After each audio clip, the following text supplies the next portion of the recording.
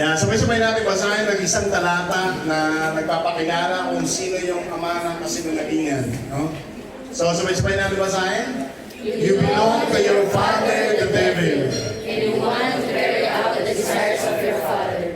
He was a murderer from the beginning and has never stood for truth, since there is no truth in him. Whenever he tells a lie, he speaks a murder, because he is a liar and father of lies. Yan, so, together also, basahin natin yung introduction. We know that God speaks the truth. The Apostle John said, we are from God. Whoever knows God listens to us. Whoever is not from God does not listen to us. By this we know the spirit of truth and the spirit of error. Deception is the act of deceiving someone through intentionally false statements or actions. It is the devil, not God, who is the originator of deception. Satan is working to convince us that God is a liar, and that is the ultimate lie. When we are grounded in God's word, we recognize deception for what it is and stand firm, proclaiming the truth boldly in the world full of confusion and falsehood. Yan, so dito sa session 3, tatalakayin natin dito yung siyempre, unang-una, si Satan, yan ang ginamit niya sa unang kasalanan nila Eva at Adan. Diba sinabi niya kay Eva, totoo bang sinabi ng Diyos? Lie yan eh. So ginamit niya yung spirit of lie, spirit of deception, para magkasala sila. Kaya po mahalaga ito na pinag-aaralan natin kasi ayaw natin na magamit ito against us, di ba? How do the lies of Satan manifest in today's world environment? What are some specific examples you can identify? Ano yung napapansin nyo na kumikilos sa mundo yung spirito ng lies? No? Yan, no? Na magbigay tayo ng example. Paano natin ma-identify na talagang kumikilos sa mundo yung spirito ng lies?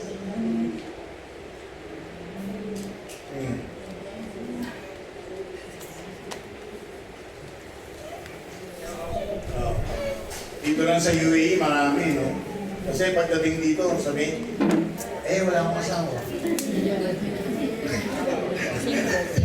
Ako pas. Ayan, God is love. God is love. Sabi daw, God is love. Because God is love, God will forgive me. Di ba?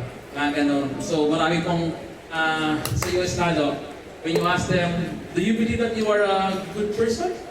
Yes, agad ang tanong sagot nila because dito sa standard na hindi sila pumatay ng tao, gano'n. They didn't see na ang tao ay man have fall short of the glory of God. So, may mga gano'n. Tapos, because God is love, God will forgive me in a time. So, parang gano'n. So, they don't care about the urgency, about their salvation. Parang gano'n. Yan, oo. So, sino pa? Evidently na nakikita nyo may lies, no? Na you can identify.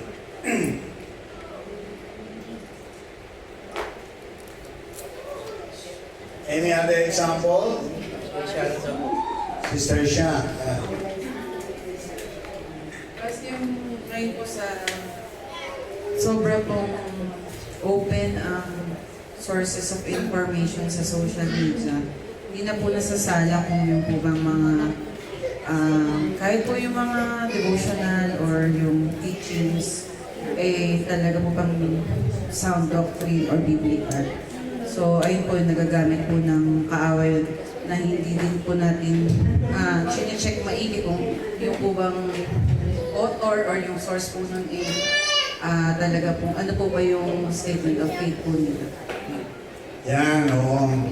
Magandang example yun, hindi naman sa spiritual or churches, yung example ni Sister Sharon, pero kahit na sa school, sa business, yung sinasabi nga, the bulk of information available on the internet or website does not speak the authenticity, the veracity, the truthfulness of every statement.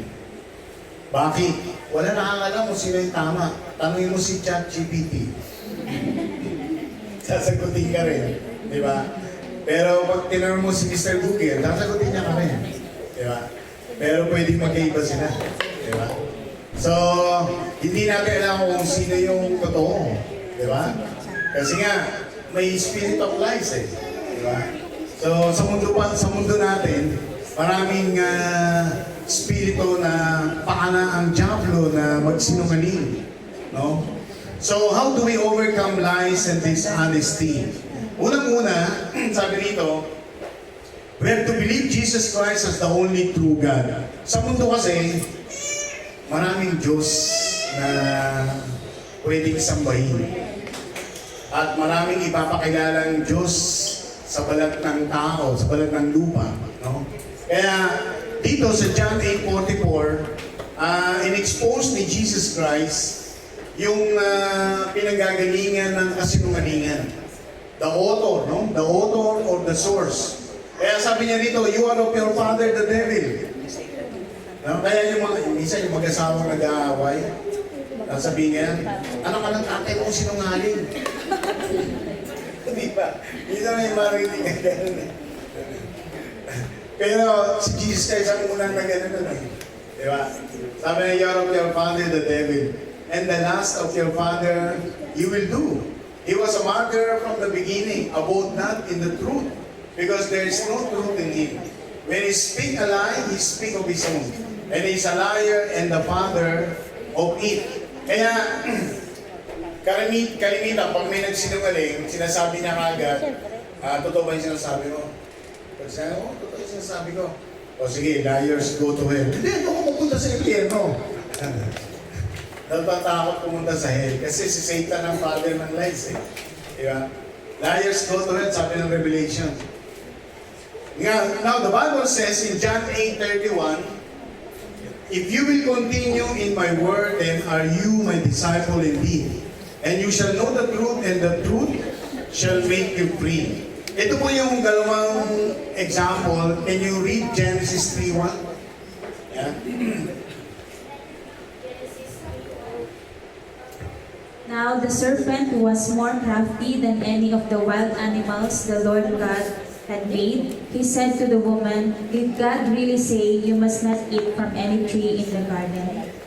Yan, di ba? Paano ginamit ni Satan ang pandaraya o pagsisinungaling para magkasala si Eva?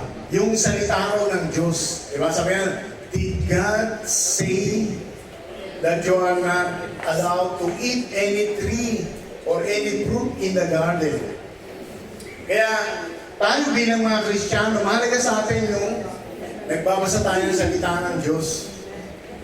Doon natin ma-overcome yun kasi si Satan pwede siyang magsinungaling at sabihin na totoo bang sinabi ng Diyos to.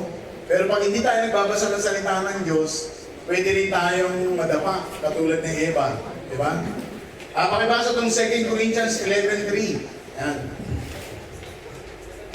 2 Corinthians 11:3. But I am afraid that just as Eve was deceived by the serpent's cunning, your minds may somehow be led astray from your sincere and pure devotion to Christ. Yan.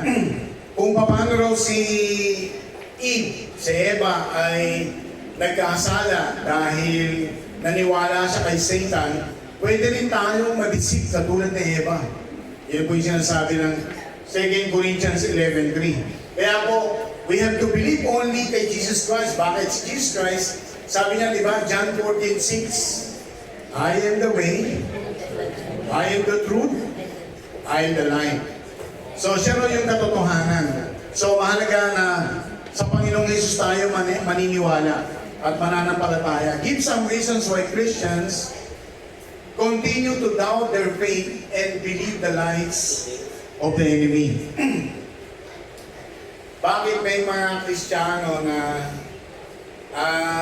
nag-aalilangan sila minsan sa kanilang pananampalataya at naniniwala sila na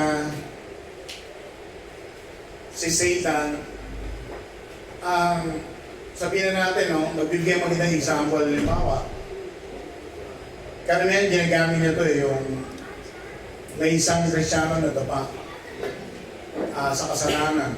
Pag nadapa sa kasalanan, si Satan, i-accuse ka niyan. Sabi niyo ng Bible, he is the accuser of the brethren day and night. Araw-araw, i-accuse ka ni Satan.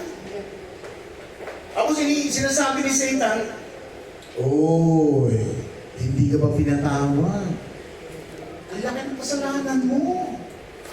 Ikaw na maisip mo, oo nga, no? Diba? So, lies ni Satan yun. Pero, ang sabi ni Jesus Christ, if you will confess your sins, He is just and faithful to forgive you and to cleanse you from all. Diba? From all unrighteousness.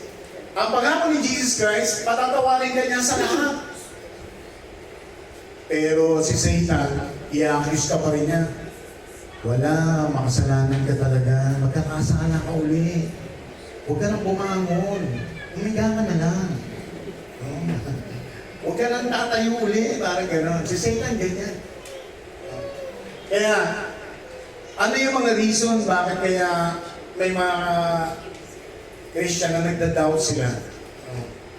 Sa kabila ng ang salita ng Diyos ay napakaliwanag na sinasabi na yung totoo. Bakit kaya? Sino gusto mong sumugot? Anong mga dahilan? Give example. Mr. Jessica. Una po, kasi nga di ba sabi nga niya po sa John 1:12, ngunit ang lahat ng tumanggap at sumampalataya sa Kanya ay binigyan ng karapatan na maging anak ng Diyos. Sometimes, mga Christian kasi hindi natin ine-exercise yung rights na binigay sa atin ng Panginoon. Once na tayo tinanggap na natin si Jesus bilang Panginoon at tagapagligtas, wala na sa atin yung doubt of faith. Kasi nga tinanggap mo na siya. Alam mo na overcomer ka na, napalaya na tayo ng Panginoon. So, yun yung nakakalimutan natin bilang mga anak ng Diyos. Mostly pa nga, nakakalimutan natin na God give us power. Minsan tatawagin si pastor, tatawagin si leader, parang pag may mga problema. Pero nakakalimutan natin na hindi lang yun yung mga karapatan binigay doon sa mga higher na mananampalataya, kundi mismo ikaw. Nakakalimutan natin yung rights na binigay sa atin ng Panginoon. Yun lamang po. Yan, praise the Lord. Alam niyo ba, kasi sabi dito, why Christians continue to doubt their faith and believe the lies of the enemy? Ang totoo kasi niyan, lahat, kaya yung pananampalataya natin, galing yan sa salita ng Lord, di ba? At yun ang faith cometh by hearing. Aminin man natin o hindi, kahit tayo mismo, nagdadako tayo sa salita ng Lord. Pero sabi ng salita ng Lord, John 1:1, sabi niya ng, in the beginning was the Word, and the Word was with God, and the Word was God. Ano ibig sabihin nun? Ang bawat Kristiyano, dapat, kung ano ang tingin niya sa salita ng Diyos, yun din ang Diyos. Kasi, in the beginning was the Word, and the Word was with God, and the Word was God. Dapat ang tingin natin, pag sinabi ng salita ng Diyos, you are saved by faith through Jesus Christ. Magdadoubt ka pa ba na ligtas ka? Hindi dapat.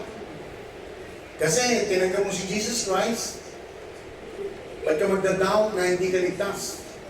Diba? Pag sinabi ng Panginoon na you are forgiven, you are healed, you are strengthened, I will never leave you. Dapat parang ang dating dapat sa atin, ang Diyos nagsalita sa akin.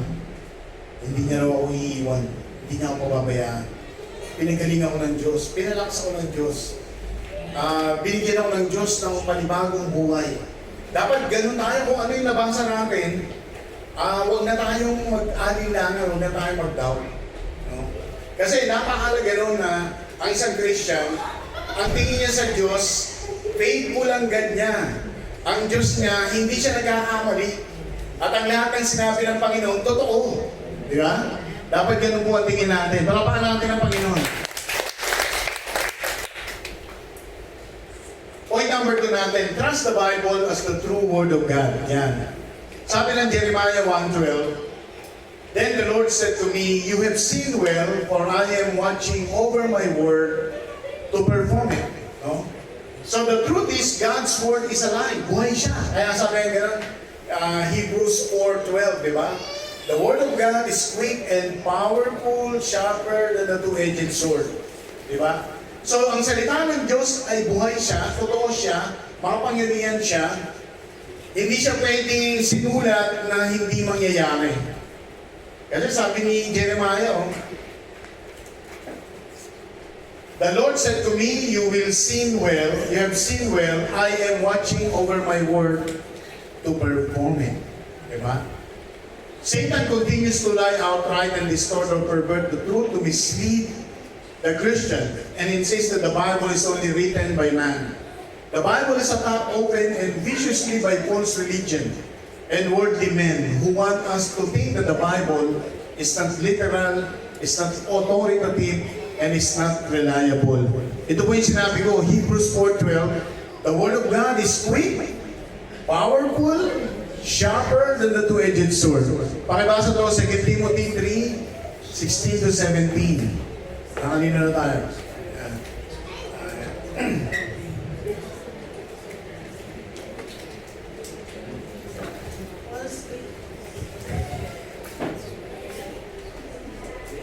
All scripture is God's breath and useful for teaching, rebuking, correcting, and training in righteousness, so that the servant of God may be thoroughly equipped for every good. Yan. Yung salita na ginamit yan, lalo sa King James, ang ginamit yan, all scriptures are God-breathed. Yung hininga ng Diyos, ibig sabihin buhay siya eh. No?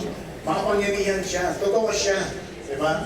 Kaya maganda pag nagbabasa tayo ng Word of God, parang nakikinig ka sa Lord, nagsasalita siya sa iyo. Parang gano'n. Huwag natin isipin na parang ano lang yun, yung newspaper. Isipin natin, nagsasalita ang Lord sa atin. Ganun tayo dapat mag-meditate ng Word of God. Kasi doon nabubuhay yung pananampalataya natin, mga kapatid. We have to trust the Bible as the true Word of God. Ang sekreto sa Christian living na magiging matatag ka, matibay ka, tatayo ka talaga sa salita ng Diyos. Talagang tatayo ka. Kung anong sinabi niya, huwag ka magdadaw. Tumayo ka doon. Kahit ano pa yan, kahit anong nararamdaman mo, kahit anong nakikita mo, kahit anong bagay na nag-aalangan, tatayo ka pa rin sa salita ng Lord.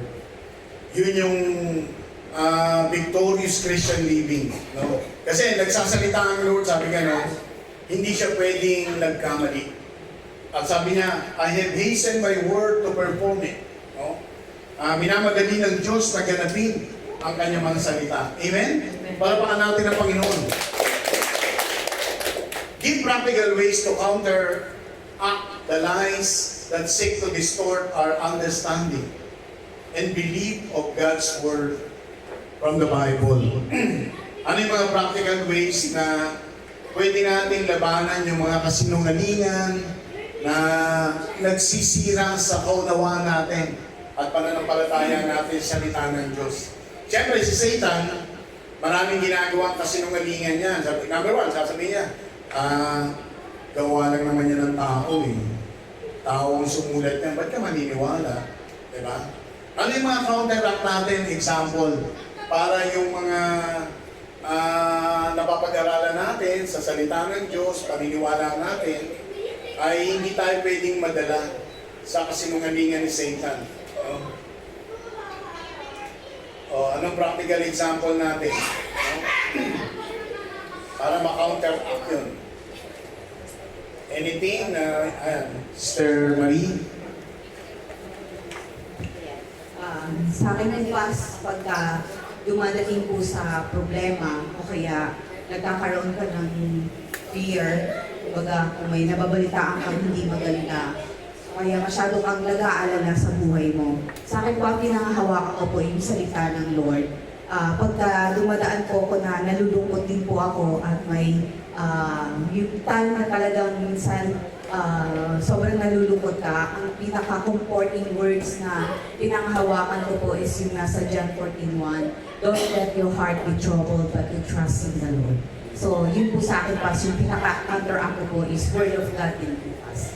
Yan, maganda po yung example ni Sister Marie, yung kung nasaan yung kabigatan mo, dalhin mo siya sa salita ng Diyos. Pwede mong basahin siya, paggulay-gulayan mo, tapos ipadalangin mo siya. So, kinakounteract mo ngayon yung kasinungalingan ng kaaway. Diba? Madalas to na hindi ginagawa ng isang Christian sa totoo lang. Pero yun ang sikreto, kapatid. Halimbawa, may sakit ka. Buksan mo yung Bible sa mga healing verses. Diba? Dali mo siya nun. Tapos magbasa ka. Tapos mag-pray ka. Halimbawa, nagkakaroon ka ng evil thoughts, evil imagination. Dali mo yung Bible sa verses, halimbawa, Philippians 4:8. Think on these things. Whatsoever things are true, whatsoever things are pure, whatsoever things are honest, whatsoever things are lovely, think on these things. So pag nilagay mo doon yung sarili mo, binabasa mo siya, lumilinaw yung isip mo. Di ba? So kinakounteract mo siya. So lahat ng mga pwedeng negative na pwedeng magdala sa iyo sa kasinungalingan ng kaaway, labanan mo siya ng salita ng Diyos. Buksan mo yung salita ng Diyos. No? Pag iniisip mo na nagkasala ka, nagsinungaling ka, parang nagigilty ka, buksan mo yung salita ng Diyos. Panginoon, sabi mo, if I confess my sins, you will forgive me, you will cleanse me from all my sins. So, dapat ganun ang counteract natin kasi si Satan hindi tayo titigilan. Kailangan may counteract tayo. Amen? Palapahan natin ang Panginoon. Point number 3. Claim the power of Jesus' death over sin. Ito isa sa pinakamalakas na ginagawa ng Diablo na lies. Yung parang sinasabi na wala ka ng pag-asa, lagi kang pwedeng magkasala, hindi ka na makakabangon sa kasalanan, o hindi ka na magbabago. Diba? Yan ang kasinungalingan ni Satan. No? Kaya sabi dito, we have to claim the power of Jesus' death over sin. So sa Romans chapter 6, 11 to 12, sabi na, regard yourself to be dead indeed to sin, but alive to God in Christ Jesus our Lord. Therefore, do not let sin reign in your mortal body, that you should obey it in its lust. So, ibig sabihin, ang isang taong nagkasala, he has to come into Christ. Lumapit lang siya kay Kristo. Diba? And then, pag lumapit siya kay Kristo, magkakaroon siya ng bagong buhay. Diba? Bakit siya magkakaroon ng bagong buhay? Because it was the death of Jesus on the cross with the powerful of His blood that sheds will actually redeem us. Bakit sinasabi natin na yung kasalanan ay wala ng kapangyarihan sa atin? Ang dahilan nun dahil simpleng reason na the word redemption doon sa pagkamatay ni Jesus Christ, pinatatawad tayo sa ating kasalanan, number 1. Pangalawa, kini-cleanse niya tayo, nililinis niya tayo sa lahat ng ating karumihan. At pangatlo, tinatanggal niya yung power ng kasalanan sa atin. Minsan iniisip lang ng tao, lalo na Christian, pinatawad lang siya. Hindi, kulang yun. Hindi lang tayo pinatawad. Nilinis niya rin ang ating mga nagawang pagkakamali. Kaya sabi ng Bible, pag lumapit ka sa Panginoon, pinatawad ka ng Diyos, diba? Sabi sa Micah, tinapon lahat ng kasalanan mo sa pusod ng dagat na wala na siyang naaalala. Diba? Sabi niya, at sabi niya, kung paano ang east ay hiniwalay niya sa west, ganun din kanya pinatawad. Wala na siyang naaalala ng kasalanan. Ganun yan. At dahil nilinis ka niya ng banal na dugo ng Panginoong Hesus, may pangatlo pa siyang ginawa. Yung ginawa niya sa krus ng Kalbaryo, tinanggal niya ng kapangyarihan yung kasalanan na hindi na ito pwedeng manaig sa iyo. The power of sin, tinanggal niya na yon.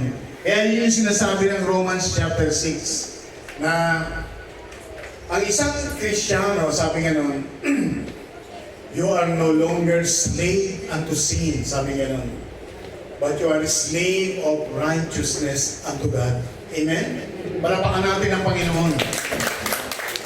So ano yung lies ni Satan? Ang lies ni Satan ganito, everybody commits sin. Alam niyo ba, nung bago pa lang akong Kristiyano, lagi kong naririnig yan. Tapos sabihin, bakit sinasabi mo, pwede ka nang magbago? Hindi, di ba? Lahat naman nagkakasala eh. At patuloy na nagkakasala. Sa kanila, normal lang. Everybody commits sin, normal lang yun. No? Kasi iniisip nila, yung power ng sin nandun pa din. Sa mga Christian, hindi totoo yun. Amen? Hindi siya totoo. No way of total forgiveness. Ang lies ni Satan, yung hindi ka totoong pinatawad.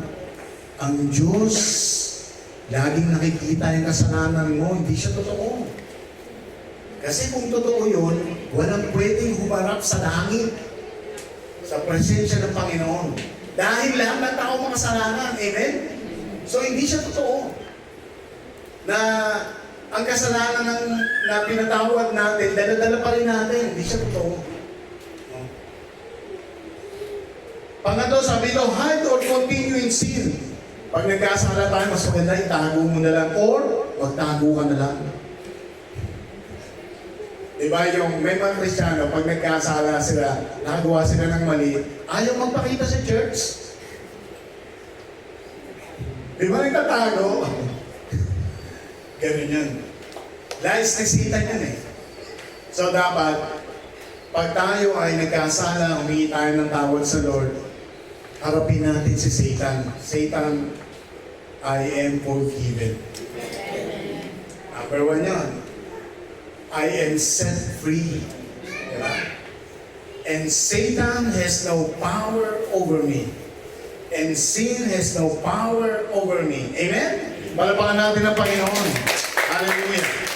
Kaya po napakaganda na maunawaan natin na hindi tayo pwedeng magpadala sa lies ng kaaway. Basahin natin itong Romans 6:14-15.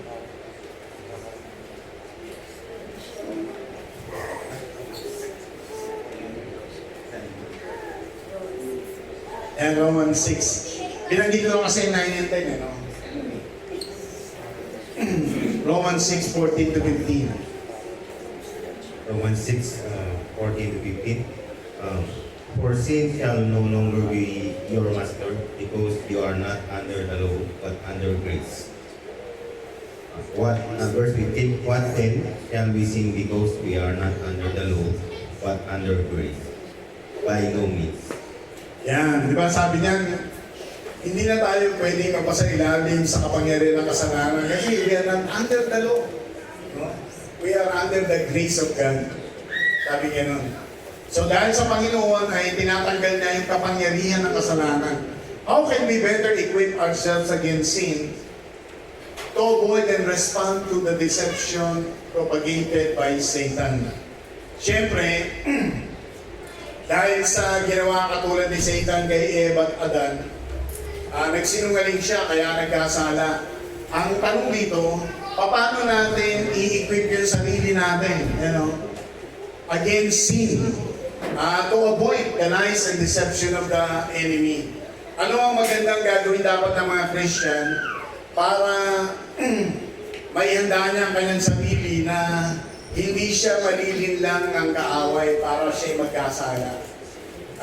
Anong dapat nating gawin to equip ourselves? Ayan, Sister Eileen. Naalala ko lang din po, regarding po doon sa fall of man, di ba po? Yung po time na, kasi sabi nga nila, yung battle madalas sa isip po natin, So naalala ko po, yung sa fall of man, nung nakita na po nila na naked sila, di ba po, may tanong po doon ang Lord, sabi po niya doon, who have told you that you are naked? Para po bagang sinasabi ng Lord na parang sino nagsabi sa inyo na kayo yung mga hubad. So, tayo po bilang mananampalataya, parang ang question po doon, sino nagsabi sa'yo na ikaw ay hindi pwedeng lumapit sa Lord pag makasalanan ka? Sino nagsabi sa'yo pag may kasalanan ka, hindi ka na pwede umattend sa church? Sino nagsabi sa'yo na kapag ka ikaw ay nagkasala, ikaw condemn ka ng mga Kristiyano? Sino nagsabi sa'yo na kapag na may kasalanan ka, kailangan lumayo ka na sa Lord dahil hindi ka niya tatanggapin? So para bagang sinasabi sa atin ng Panginoon na hindi ako may sabi nun. May sabi nun ay ang kaaway. At kung paano po natin i-equip yung ating mga sarili. Siyempre po, hindi po tayo malilinaw kung alam po natin ang pangako ng Panginoon sa atin. Sabi din dun sa John 10:10, di ba? The thief comes only to steal and kill. But I have come that you may have life. At yun po yung life na inakay na po natin sa ating buhay ngayon, na tinanggap na po natin na ang Diyos ang may-ari na ng aking buhay. At yung enemy nito, wala na siyang magagawa. Sabi dun sa last part na yun, ano pong ginawa ng Panginoon? Di ba nung nakita po sila ng hubad, sila po'y binihisan pa ng Panginoon. Linagyan sila ng garment para sabihin na hindi ako yung may pakanan ng lahat ng tumatakbo sa inyong kaisipan. Hindi ako yung may pakanan ng lahat na nangyayari sa inyo. Ako pa nga yung, di ba kahit umikasala sila, parang naramdaman pa nila yung concern ng Panginoon na sabi ng Lord, gawin mo lang akong may-ari ng iyong buhay. Talagang mararanasan mo yung tunay na buhay na nagmumula po sa akin. Ayun po, salamat po. Yan, praise the Lord. So, napaganda yung example na siyempre, parang kina-counteract mo yung lies. Prepare tayo, number one, yung katotohanan na sinasabi ng Lord sa kanyang mga salita. Kasi siyempre si Satan, ginagamit niya rin yung salita. Katulad kay Eva, di ba? Did God tells you? Di ba? So dapat ang isang Christian talaga, equip siya ng salita ng Lord. No? Kaya si Jesus Christ, magandang example nito, si Jesus Christ. Di ba nung tinem si Jesus, anong lagi ang sagot ni Jesus Christ kay Satan? It is written. Yan, di ba? Sabi ni Jesus lagi, it is written. Unang-unang text sa kanya, o makapangyarihan ka naman, di ba? Anak ka ng Diyos, gawin mo itong tinapay kasi gutom ka na. Di ba? Eh sabi ni Jesus kagad, Satan, it is written, man shall not live by bread alone, but by every word that proceeds out of the mouth of God. So, ganun din sa atin, di ba? Pag sinabing, nagugutom na ba kayo? 3 oras pa tayo yun. Man should not by bread alone. So, ganun po, di ba? Dapat meron tayong counteract. No? At laging sagot ni Jesus, it is written. No? It is written. It is written. So, laging ganun din ang sagot natin. Point number 4, salvation is a gift of God through faith in Jesus Christ. Romans 10:9-10, ito po yung madalas natin na dinadala sa panalangin, sa prayer of confession. We need to decide and receive the gift of salvation. That if you confess with your mouth Jesus is Lord and believe in your heart that God raised Him from the dead, you will be saved. Bakit natin dapat ipahayag ito lalo sa mga Bible study group? Kasi may mga umaten sa Bible study natin, baka hindi pa rin sila clear talaga paano sila maliligtas. Kasi may mga lies eh. Ano yung lies ni Satan? Salvation is free to all. Ibig sabihin, ang kaligtasan, totoong para sa lahat, pero hindi lahat tumanggap na. Magkaiba siya. Hindi lahat tumanggap na kasi merong tinatawag na universal salvation. Yung pagkamatay daw ni Jesus Christ, lahat ng makasalanan, sinave na ni Jesus. Ang tawag doon, universal salvation. Hindi siya totoo. Kasi sabi ganon, diba John 3:16, God so loved the world. He gave His only begotten Son that whoever, sabi ganon, no? Whoever believe on Him will not perish, but have eternal life. Kung wala sanang whoever, no? Kaso may whoever eh, kailangan whoever believes.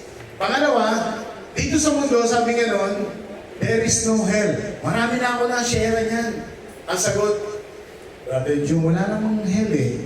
Ang hell dito sa lupa. Pag namatay ka, sa langit ka. Gano'n, ilang beses nga ako sinagot ng ganyan. Wala raw hell. Sabi nga, dito ang hell. Tignan mo yung mga mag-asawa nag-aaway, mga pamilya nag-aaway, mga kakaibigan nag-aaway, sa kalsada nag-aaway. Ito ang hell. Maraming nagbubuto, maraming kriminal, maraming ano. Ito yung hell. Ganun ang sagot. Wala raw hell. Diba? Pero hindi siya totoo. Sabi ng Bible, may hell. Diba? Sabi sa Matthew, may hell dahil ito ay prepare para kay Satan. Yun ang totoo nakalagay sa Bible. Pangatlo, heaven is only in dream. Sabi nga nun, hindi raw totoo rin may heaven. Panaginip lang daw yun. Marami rin nagsasabi ng ganyan. Kasi yung mga makasalanan na normal lang sa kanila magkasala, ayaw nilang isipin na mamimili yung kanilang kaluluwa mapupunta ba sa impyerno o langit. No? Kaya hindi sila naniniwala na may impyerno o may langit. Wala, hindi sila naniniwala. No? Kaya, kasi sinungalingan ni Satan yun. And the last point, ano pa yung lies ni Satan? Be good to be saved. Halos lahat ng religion, yan ang paniniwala. You have to be good to be saved. No? Sa isang banda, tama siya. Pero sa totoong Christian community, hindi ang pagiging mabuti ang kaligtasan ang dahilan. Sabi gano'n, it's not of your works, diba? Ephesians 2:8-9. You are only saved by grace, sabi gano'n. It's not of yourself. Kung lahat dito mababait, ligtas na kayo lahat. No? Pero palagi ko walang mabait dito eh. Diba? Walang mabait sa atin, di ba? So, walang tayo pwedeng ipagmalaki na mabuti sa atin. Lahat tayo makasalanan, di ba? Kaya, hindi yun ang dahilan na tayo maliligtas, di ba? So, sabi ng Ephesians 2:8, you are saved by grace. It is not of yourself. Sabi ng Acts 16:31, believe on the Lord Jesus Christ, you and your household shall be saved. Di ba? You have to believe on the Lord. Acts 2:38, repent and be baptized. Diba? Sabi ni Peter, nagpipreach siya. Repent and be baptized and believe on the name of Jesus Christ. And you will be saved. So, ito po ang nagsasabi na ang kaligtasan ay dahil sa pananampalataya kay Jesus Christ. Dapat po yan. Kaya isa yan sa dapat maging totoo sa lahat ng membro natin. Wala pag dumating si Jesus Christ. Baka merong hindi niya alam, kailangan pala niya manampalataya kay Jesus. Dapat lahat ng mga Bible study natin, malinaw sa Kanya. Kailangan tanggapin na talaga si Jesus Christ. Hindi natin, baka biglang dumating si Jesus Christ. Kasalanan ni Pastor yan. Hindi niya preach. Hindi niya tinuro. Kaya kailangan sabihin natin na kailangan nilang tanggapin si Jesus Christ. Amen? Palapakan natin ang Panginoon. Share any testimony declaring the truth of God which you have encountered in overcoming the lies of Satan in the past. Meron bang gusto mong patutuon na na nagkaroon kayo ng karanasan na si Satanas ay ginawan kayo ng kasinungalingan, na pinaniwala kayo, nabuhay kayo sa kasinungalingan, pero naging Kristiyano kayo. At napatunayan nyo na si Satan ay mali sa kanyang ginawa sa atin. No, lahat naman tayo may mga karanasan ganyan. Sino gusto mag-share? Na anong isang kasinungalingan ni Satan na napagtanto mo ngayon na you have overcome because of the truthfulness of God and God's promises. And sino gusto mag-share? Anyone? Marami kasi nungalingan si Satan. No? Sister Mona, yan. Yun pong kasabihan po na kapag namatay yung isang tao ay nandito pa po siya sa lupa, iikot-ikot, ganun po. So, akala ko po dati pag may nakita talagang mariposa, ay mahal po namin yun sa buhay. So, mali pala, hindi pala nag-iiba rin po sa yung namatay na tao. Oo. Eh, sa mga paano ba yun, yung sabi nga na, kung papatay yung itis. Andiyan si Lolo. Si Lolo pa yan. Yung mga gano'n, di ba? Kung papatay yung budikin. Baka si Lola mo yan. Mga gano'n, di ba? Kaya ayaw nila magpatay ng mga insect eh. Di ba? Parang gano'n. Sino ba? Gusto mag-share yan? Ay. Yung siguro marami sa atin yung nakagis na natin na tinuruan tayo ng ating mga ninuno na sumamba sa Diyos-Diyosan kasi yun daw yung Diyos. Diba? Sabi niya ay gumawa ka, mag-umpisa ka sa pare, ito lang isa, pag tayo mag-umpisa sa pare, papatawarin na tayo ng Diyos. Pero iba pala yung katuruan sa Bible. At saka yung hindi pala yung pagsamba sa Diyos-Diyosan ang magliligtas sa atin at hindi rin yung paggawa ng mabuti ang magliligtas sa atin kasi gano'n yung ating mga nakagis na noon, siguro sa mga RST, gano'n yun. So, marami ininuran sa atin yung mga Espanyol noon eh. So, doon tayo talaga, kaya nung una ay, pag nung nag-share ako niya, nagagalit ako pag sinasabi ng Kristiyano ko sila. Sabi ko, bakit kayo ng mga Kristiyano? Kami ng Kristiyano, sabi ng pare. Sabi ko, nakikipag-abay pa ako doon. Nung nabi saka hindi naman ako gumagawa ng masama doon. So, ganun ang ating paniniwala noon. Pero praise the Lord, dahil nga binuksan ng Lord ng ating puso sa, sabi nga yun sa Ephesians 2, diba? Not by works of righteousness, which we have done. Sabi nga ng Lord, yung idolatry, hindi talaga ito yung pupunasan ka, yung reputo, sasabihin mo yung reputo. So talagang, yun yung unang tinanong ko noon sa yung idolatry ba talaga hindi sa Panginoon. So, nilibra ako ng Panginoon noon. Kaya nung nalaman ko yung katotohanan na nagalit ang Panginoon sa idolatry, talagang i-surrender sa Lord yung lahat ng aking mga ginagawa noon, pati yung aking paghilig na pag-majorate kasi sumusunod talaga yun sa pagan kasi yan yung may mga pyesa-pyesa, diba? Yung pyesa-pyesa kasi talaga yan ay paganism. So, deliver ako ng Lord sa ganun, mga parada. So, praise the Lord dahil sinuko ko lahat yun sa Panginoon. Kaya nung yun, doon na-enlighten ako doon at yung family ko, talagang hindi na ako madalas sa church. So, praise the Lord. Sa simbahan ng Katoliko. So, praise the Lord dahil ando na ako sa katotohanan ng Panginoon. Ayan, praise the Lord. Si Tiko na Pinata, may sasabihin. Ay, Ay. sige po, nagdado na lang po pa siguro. Yung kanina po kasi actually itong question. Yung dahilan kung bakit po minsan yung mga, kahit mga mature Christian na siya, o kaya yung mga Christians na sila po ay nagkakasala. No? Although alam na po natin, katulad po natin sa Katikino na tayo po nag-aaral para may overcome yung mga lies ni Satan. Katulad nga ng sinasabi ni Sister Eileen, no? Yung sa salita ng Panginoon, hindi na tayo kinokondem, Romans chapter 8, hindi na tayo kinokondem ng Diyos sa mga maaaring mga kasalanan na nagagawa po natin. Yung lies lang ni Satan na talagang nagbibigay sa atin ng doubt na hindi tayo lumapit sa Panginoon, tumawag sa Panginoon. At siguro yung isa pa po, bilang iglesia na katulad po nito, bawal isa po sa atin, naiintindihan po natin, pinapag-aralan po natin, yung bilang isang Christian na kapag meron po tayong mga kapatiran na maaaring nahulog sa kasalanan, ay hindi rin natin dapat sila ikondina. Kasi yung takot ng mga nahuhulog sa pagkakasala, kahit pa alam nila yung salita ng Panginoon, dahil sa shame, no? Yung parang kahihiyan o takot din na ikukondina sila ng mga taong nasa paligid nila, lalo na yung iglesia. So, kung para sa atin, katulad ito na pag-aaralan po natin, huwag din po tayo maging judger.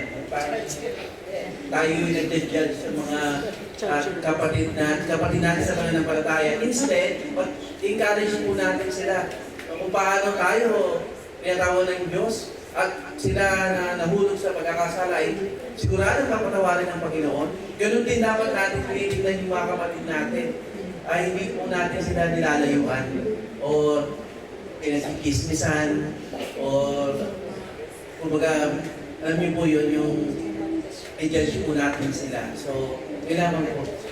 Yan, praise the Lord. Huwag tayo magpagamit kay Satan na tayo mismo ang mag-judge sa kapatiran natin o tayo mismo ang mag-accuse sa kapatiran natin. Amen?